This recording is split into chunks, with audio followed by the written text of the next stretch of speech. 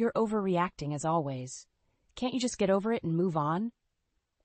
Bryce's dismissive words hit me like a slap across the face. I stared at him in disbelief, my chest tightening as the all-too-familiar frustration boiled within me. How many times had I pleaded with him to understand what I was going through with my health issues? How many nights did I cry myself to sleep, longing for his compassion and support?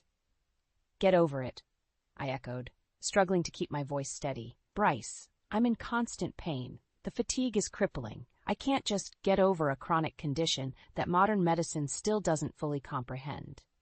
Bryce rolled his eyes, his expression a mixture of annoyance and indifference. Yeah, I've heard it all before. You really need to stop using that as an excuse for everything. My hands trembled as a wave of anger washed over me. An excuse. Did he truly believe I was making up the suffering I endured day after day, year after year? You know what? I'm done, I said, my voice quivering with pent-up emotion. I'm done trying to make you understand something you clearly have no interest in comprehending. Bryce scoffed and turned his attention back to the television, effectively dismissing me and my struggles once again. I stormed out of the living room, fighting back tears of frustration and hurt. As I made my way to the bedroom, memories of our once loving relationship flooded my mind. Where was the man who had vowed to love and support me through sickness and health? The one who had held me close and promised to always be by my side? That man was long gone, replaced by this shell of a person who seemed to care more about maintaining the perfect facade than truly being there for his wife. I collapsed onto the bed, burying my face in the pillow as sobs racked my body. How had we come to this? How had the love and understanding we once shared disintegrated into this bitter, toxic dynamic? As I lay there, a newfound determination took root within me. I couldn't continue living like this, constantly invalidated and disrespected by the person who was supposed to be my partner in life. Enough was enough. I sat up, wiping away the tears, and reached for the journal I had been keeping over the past few years. With trembling hands, I began to document this latest incident, determined to gather evidence of Bryce's emotional abuse. The dismissive comments, the lack of empathy, the constant belittling of my struggles, I would record it all. This would be the start of my journey towards reclaiming my dignity and self-worth. I would no longer be a victim, cowering in the face of Bryce's cruelty. It was time to take a stand, to expose the truth, and to seek justice for the years of pain and neglect I had endured. The words flowed from my pen, fueled by a potent mix of anger, heartache, and a newfound sense of resolve. This was the final straw, the catalyst for the upheaval that was about to unfold. I was done being the silent, suffering wife. It was time for Bryce to face the consequences of his actions. I should have seen the signs earlier, but love can blind even the most perceptive of souls. Bryce and I had been a perfect match in the beginning, two kindred spirits, united in our hopes and dreams for the future. We'd feed off each other's energy, our laughter filling the air as we built the foundation of what we thought would be an unbreakable bond. How naive I had been. The first crack appeared shortly after our wedding, when I began exhibiting strange symptoms that no doctor could properly diagnose. The debilitating fatigue, the widespread pain, the cognitive issues. They all remained an unsolvable mystery, an invisible enemy waging war on my body and mind. At first, Bryce was sympathetic, assuring me that we would get through this together. In sickness and in health, remember, he would say, holding me close as I cried from the frustration of not understanding what was happening to me. Those tender moments became rarer as the years passed, and my condition only worsened. Bryce grew increasingly distant, frustrated by the lack of a clear solution. His patience wore thin, and the man I had fallen in love with slowly faded away, replaced by someone cold and callous. "Quit making excuses and pull yourself together," he snapped one day when I struggled to complete a simple household chore. "You're letting this supposed illness control your life." Yeah, I tried to explain, to make him understand the genuine anguish I was experiencing, but he would hear none of it. In his eyes, I had become a burden, a blight on the perfect life he had envisioned for us. Outward appearances meant everything to Bryce. He couldn't bear the thought of our family being perceived as anything less than perfect, even as our son Derek grew increasingly aware of the turmoil brewing beneath the surface. "Why is Dad always so angry with you?" Derek asked me once, his eyes full of concern. I forced a smile, not wanting to tarnish his image of his father. It's nothing, sweetheart. He's just under a lot of stress at work. The lies piled up, each one a brick in the facade Bryce was so desperate to maintain. We were the perfect family, with the perfect house and the perfect life. At least, that's what we wanted the world to believe. Behind closed doors, the reality was far more sinister. You're pathetic, you know that? Bryce snarled at me one evening after I had spent the day bedridden, too weak and in too much pain to function. This is just a convenient way for you to be lazy and avoid your responsibilities. His words cut deeper than any knife, reopening the wounds of inadequacy that his emotional abuse had inflicted over the years. I wanted to scream, to hurl every ounce of anguish back in his face, but the strength had long since been drained from me. So I remained silent, my tears the only outward display of the turmoil raging within. That's when I knew the man I had married was gone, consumed by his obsession with maintaining the illusion of perfection. The love and support I had once treasured had been replaced by disdain and contempt, all because I couldn't meet his warped expectations. In that moment, a small spark of defiance ignited within me, a glimmer of determination that would grow into an all-consuming blaze. I wouldn't stay trapped in this toxic cycle any longer. One way or another, I would strip away Bryce's carefully constructed facade and expose the ugliness that festered beneath. He would face the consequences of his actions, of the years of emotional torment he had inflicted upon me. The road ahead would be arduous, but I knew in my heart that it was the only path to reclaiming my dignity and self-worth. The mask of perfection would shatter, and the truth would finally be laid bare, no matter the cost. The facade Bryce had so carefully constructed was beginning to crumble.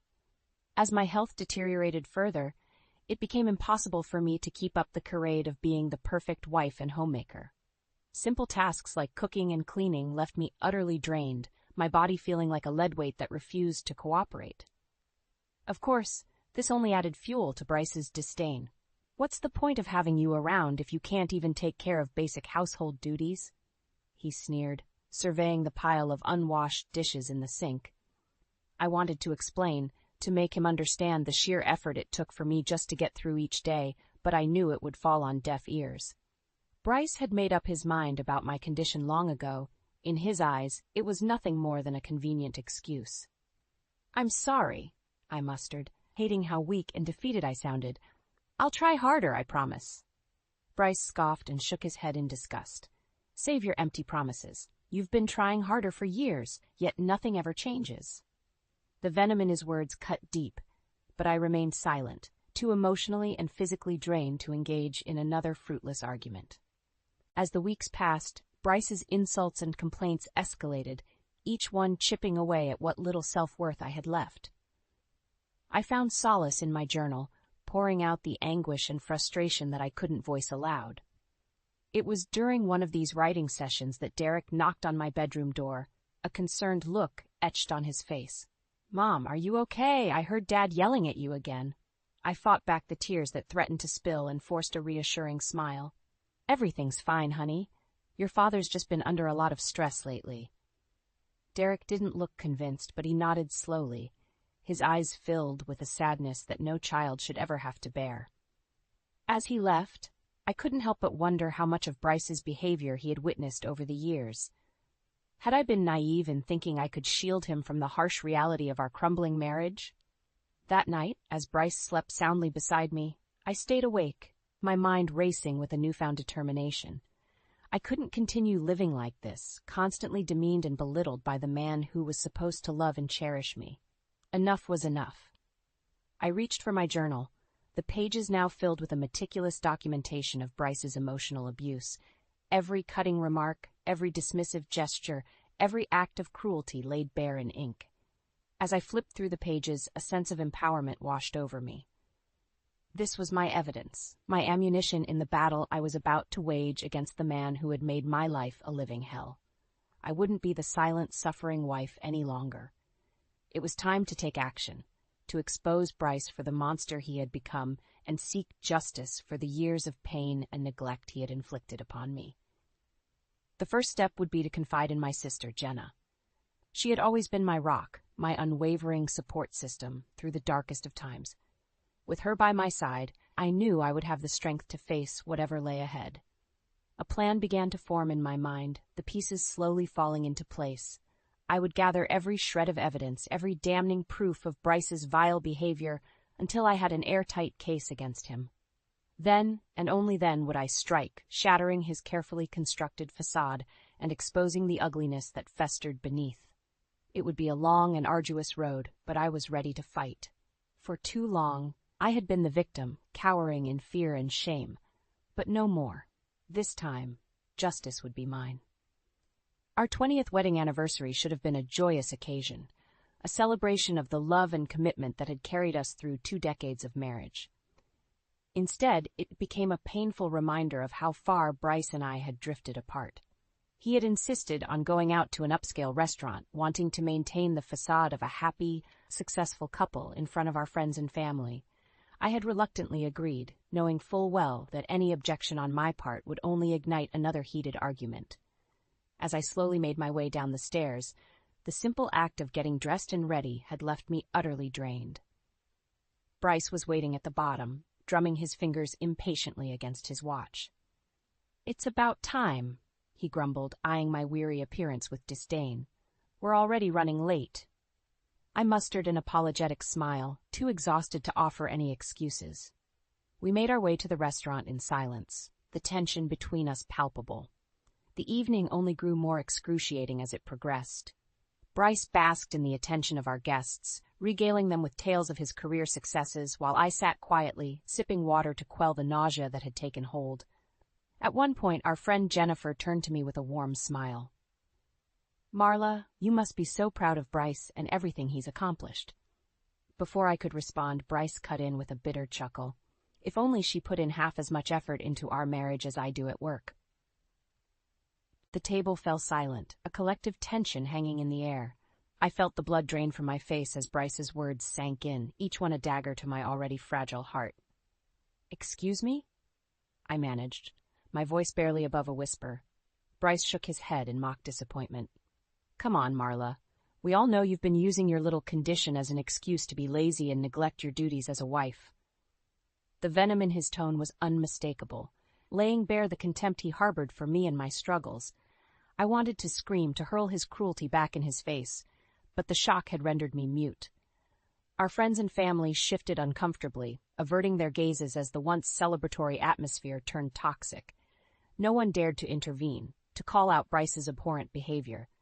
He leaned back in his chair, a self-satisfied smirk playing on his lips. "See? She can't even defend herself. Pathetic." Those words would haunt me for years to come, searing themselves into my memory like a brand. In that moment, everything became crystallized. The years of emotional abuse, the gaslighting, the utter disregard for my well-being. As I sat there, humiliated and defeated, something within me shifted. A fire ignited in the depths of my soul, a burning rage that had been simmering for far too long. Enough was enough. I would no longer be Bryce's punching bag, his victim to be ridiculed and demeaned at his whim. The gloves were coming off, and I would stop at nothing to bring him to his knees, to make him suffer as he had made me suffer for so long. The rest of the evening passed in a blur, my mind already plotting my vengeance. Bryce continued to revel in his cruelty, oblivious to the storm brewing within me. As we arrived home, I went straight to my room, locking the door behind me. I reached for my journal, my hands trembling, as I began to document every agonizing detail of the night's events. This would be the tipping point, the catalyst that would set my plan into motion. Bryce had crossed a line that could never be uncrossed, and he would pay dearly for his transgressions. I would gather every shred of evidence, every recorded instance of his emotional and psychological torture. Then, when the time was right, I would unleash it all upon him, shattering his world and leaving him to contend with the consequences of his actions. No more suffering in silence, no more being the victim. It was time for Bryce to face the wrath he had so recklessly provoked.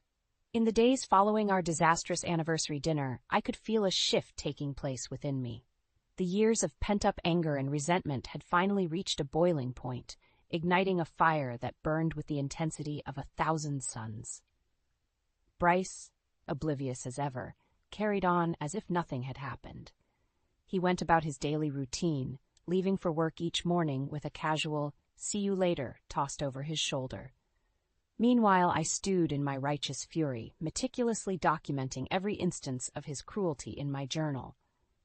It was during one of these writing sessions that Jenna stopped by unannounced. She took one look at my reddened eyes and the turmoil etched into my features before enveloping me in a tight embrace. "Oh, Marla," she murmured, her voice laced with concern. "What's going on?" I pulled away, steeling myself against the torrent of emotion that threatened to spill forth. "It's Bryce," I began, the words tumbling out in a rush. He humiliated me, Jenna, in front of everyone at our anniversary dinner."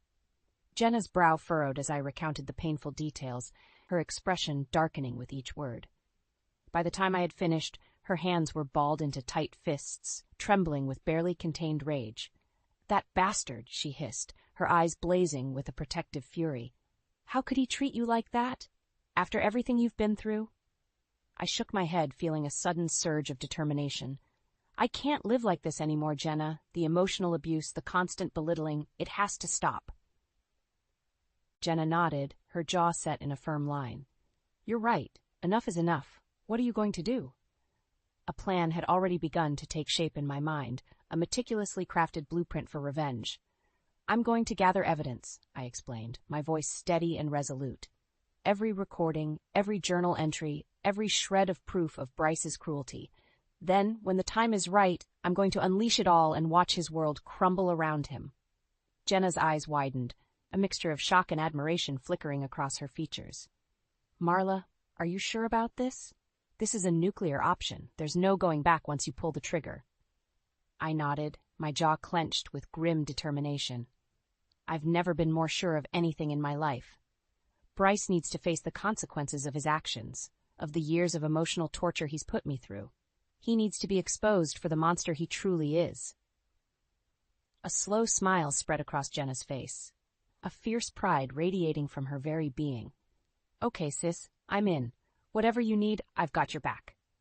Relief washed over me, knowing that I wouldn't be facing this battle alone. With Jenna by my side, I felt an overwhelming sense of strength, a certainty that I would emerge victorious. Over the next few weeks, we worked tirelessly, gathering every scrap of evidence we could find. Journals, recordings, photographs, nothing was left out. We built an ironclad case against Bryce, one that would leave no room for doubt or denial. As our arsenal grew, so too did my sense of empowerment. The fear and shame that had once shackled me began to dissipate, replaced by a burning desire for justice and retribution. Bryce remained blissfully unaware of the storm brewing, carrying on with his daily routine as if nothing were amiss. He would sneer at me whenever our paths crossed, his lips curling in a contemptuous sneer that only fueled my determination. "What's the matter, Marla?" he would taunt. "Still wallowing in self-pity, I see." I would meet his gaze, unflinching, biting back the biting retort that danced on the tip of my tongue. Soon, I told myself. Soon, he would pay for every ounce of pain and humiliation he had inflicted upon me. As the final pieces of our plan fell into place, I felt a sense of exhilaration coursing through my veins. The day of reckoning was fast approaching, and Bryce had no idea what was in store. He had made the mistake of underestimating me, of believing that I would cower and submit to his abuse forever. But no more. This time, I would be the one holding all the cards, and Bryce would learn the true meaning of suffering. The facade he had so carefully constructed was about to come crashing down, and I would be the one wielding the sledgehammer. The day of reckoning had finally arrived, and I could feel the adrenaline coursing through my veins. Jenna and I had spent weeks meticulously planning every detail, leaving no stone unturned in our quest for justice. It was the annual Wyatt family reunion, a gathering that Bryce had always insisted on attending, despite our crumbling marriage. This year, however, the event would serve as the perfect stage for his downfall. As we pulled into the driveway of my parents' home, I could see the familiar faces of extended family members already gathered on the lawn. Bryce plastered on his usual charming smile, ever the master of deception. "Remember, honey," he murmured, leaning in close, "we have to keep up appearances. No need to burden everyone with our personal issues." I fought back the urge to recoil from his touch, nodding in feigned agreement. Little did he know, the facade he had so carefully cultivated was about to be shattered beyond repair. We mingled with the crowd, making small talk and accepting well wishes from relatives we hadn't seen in ages. All the while, Jenna and I exchanged covert glances, silently signaling that it was time to put our plan into motion. After the initial greetings had concluded, Jenna cleared her throat, calling for everyone's attention. "If I could have a moment, please," she began, her voice ringing out across the lawn. "There's something important that needs to be addressed."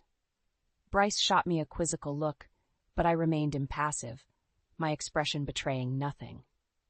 "For too long, a grave injustice has been allowed to fester within our family," Jenna continued, her gaze sweeping across the gathered crowd. "An injustice that we can no longer turn a blind eye to." Murmurs of confusion rippled through the crowd, but Jenna pressed on, undeterred. "Bryce Wyatt has been emotionally and psychologically abusing his wife, Marla, for years. Today, we're going to put an end to his cruelty, once and for all." A hush fell over the gathering as Jenna's words sank in.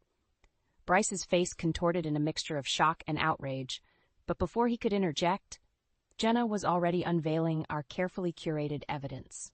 Audio recordings of Bryce's vicious tirades filled the air, his voice dripping with venom and contempt as he hurled insult after insult at me.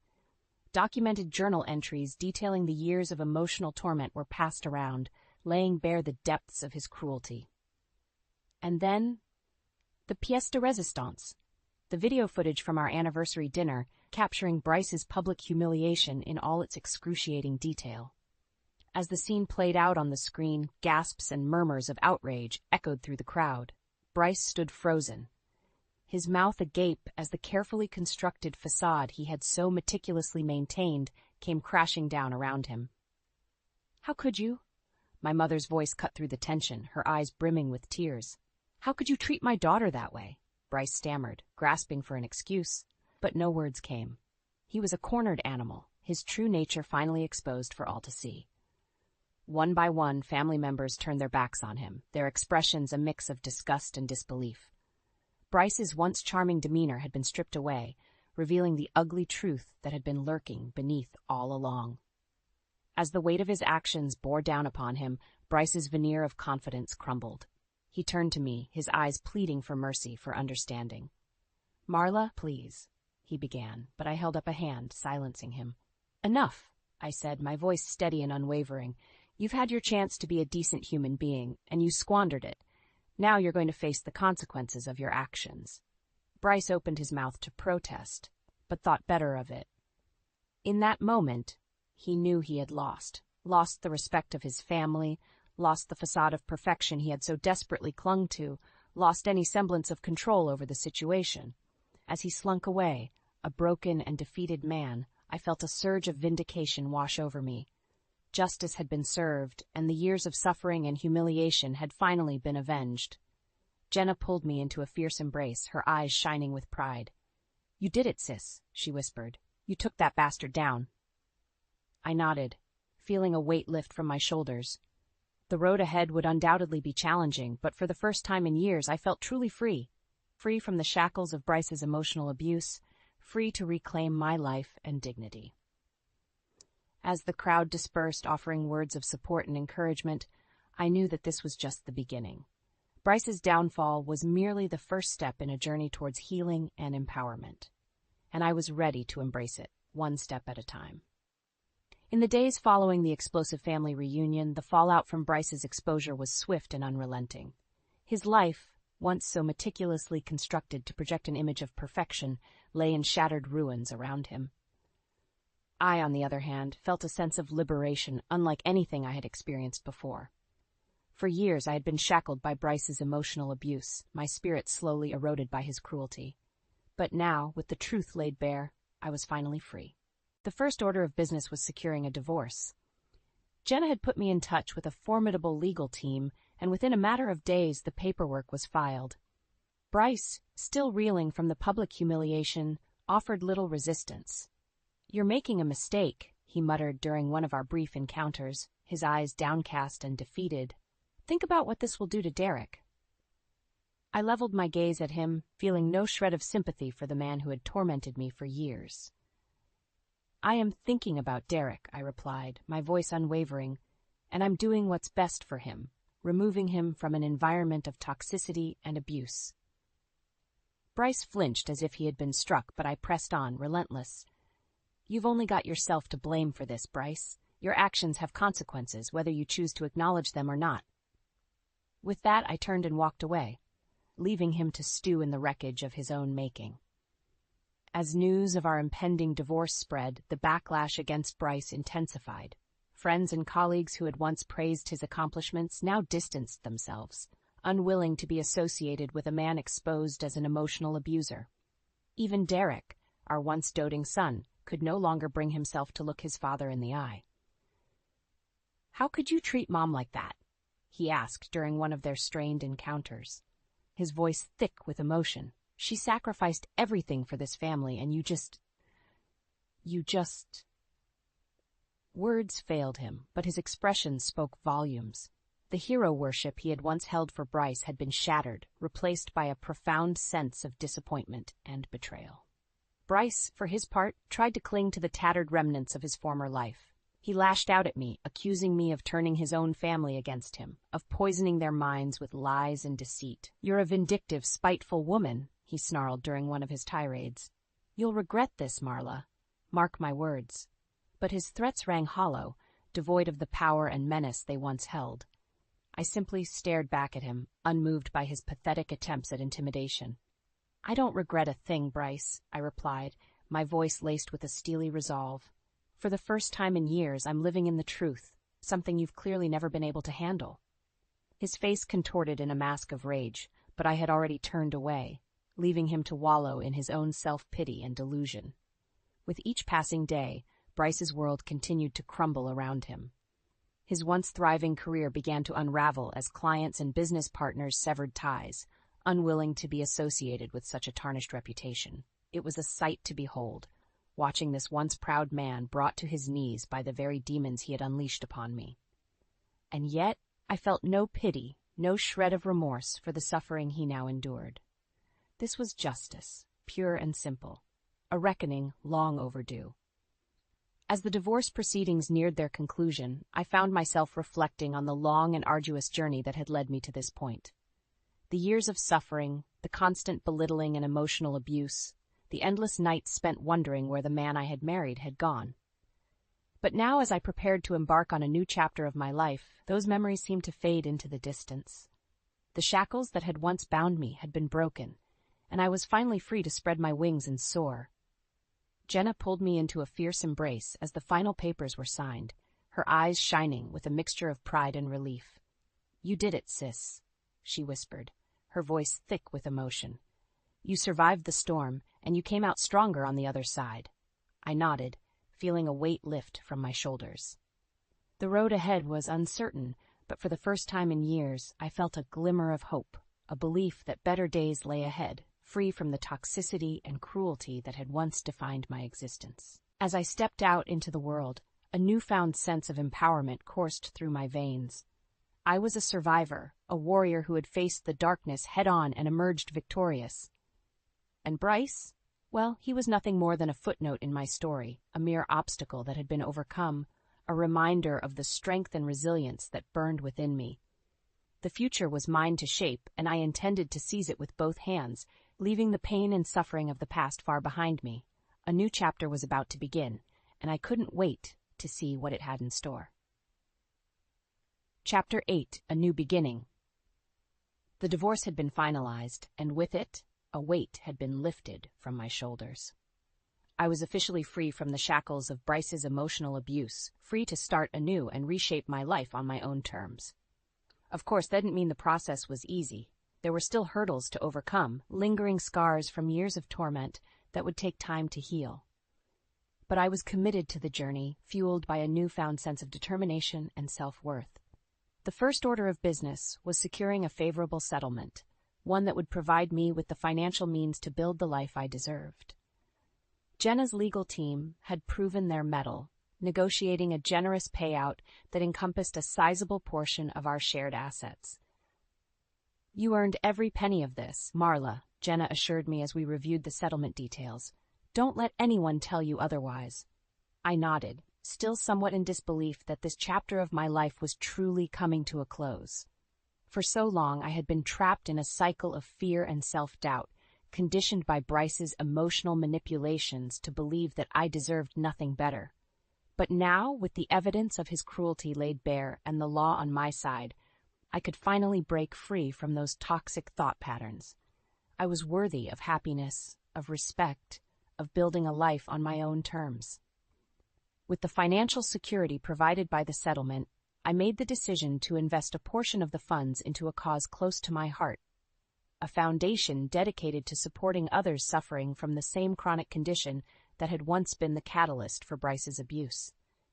It was a way for me to turn my pain into purpose, to ensure that no one else would have to endure the isolation and emotional torment that I had faced for so many years.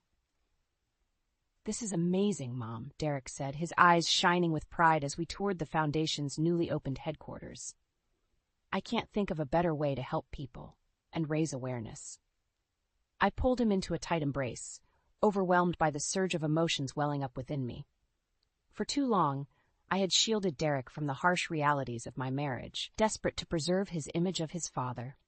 But now, with the truth laid bare, we were able to forge a deeper connection, built on honesty and mutual respect. "Thank you, sweetheart," I murmured, fighting back tears of joy. "Your support means everything to me." As the foundation took shape and our outreach efforts began in earnest, I found myself bearing witness to the incredible resilience of the human spirit. The stories I encountered, the tales of perseverance in the face of overwhelming adversity, only served to strengthen my own resolve. I was no longer the broken, downtrodden woman who had once cowered in fear of her husband's wrath. I was a survivor, a warrior who had emerged from the ashes of emotional abuse, stronger and more determined than ever before. And Bryce? Well, his fate had been sealed the moment he chose to prioritize his own selfish desires over the well-being of his family. The once powerful businessman had become a pariah, his reputation in tatters and his professional prospects all but non-existent.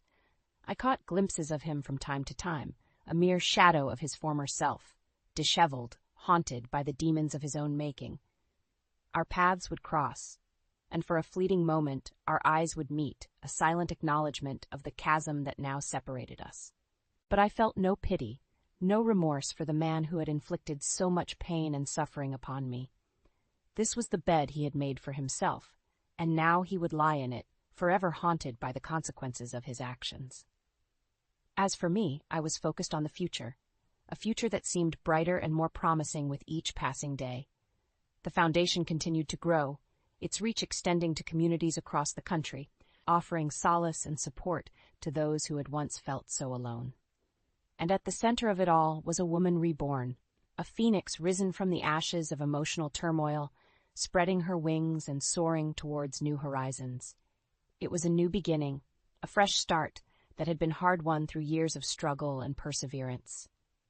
And as I looked ahead, I couldn't help but feel a sense of gratitude for the journey that had brought me to this point.